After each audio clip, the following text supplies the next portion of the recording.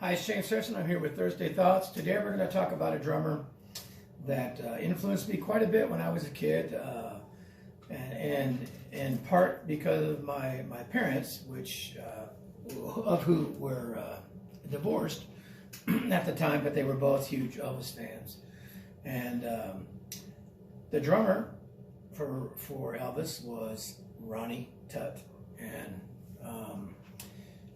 first off, I remember the live Aloha from Hawaii, the special that was on TV, and this blue sparkle drum set, I believe it was blue, double bass blue sparkle drum set with all these toms around it, and watching that, and you know, they did a 2001 opening into CC Rider, and he did this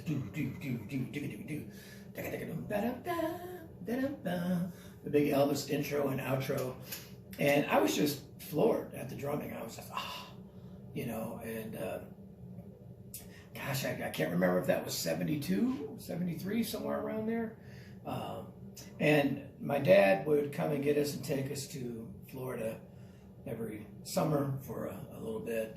And we would, in a car, so my brothers and my sister and I would be in this car, and the long trip forever. At that time, it seemed like forever. Now it's nothing. But anyway, he would drive us down, and he would have 8 tracks constantly playing, and he had Elvis live in Madison Square Garden, the Aloha from Hawaii. So I just back and forth pretty much knew most everything on there, and even though I wasn't necessarily always into the music of some of that stuff, I was definitely into Ronnie Tutt's drumming with it and whatnot, and especially in the TV special, which I think at the time was like shown around the world, one of the first things shown around the world or something, and live. But anyway, I was blown away by it, and you know, he would do Fever, and he'd have all these Fever, you know,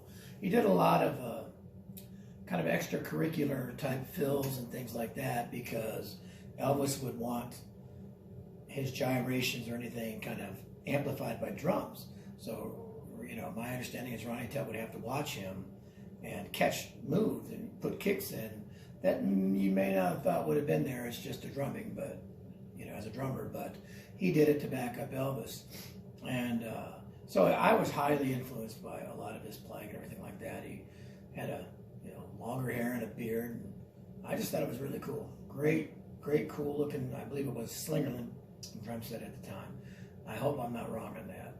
And over time, as I grew up and I got farther away from Elvis, I always still liked to listen to those tunes and whatnot. And I actually own the double album of Elvis Live from Hawaii and whatnot. So, you know, it carried on to my generation and whatnot. And then years later, Ronnie Tutt became the drummer for Neil Diamond. I never got to see him perform live with Neil Diamond.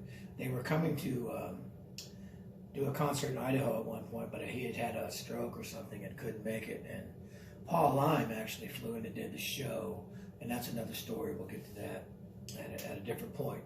But anyway, again, for me, those two CDs, 8-track tapes at the time, the Elvis Live from Madison Square Garden and the Elvis Aloha from Hawaii Live, were just things that blew my mind.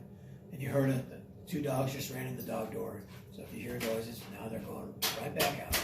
They just like to make noises to disrupt things.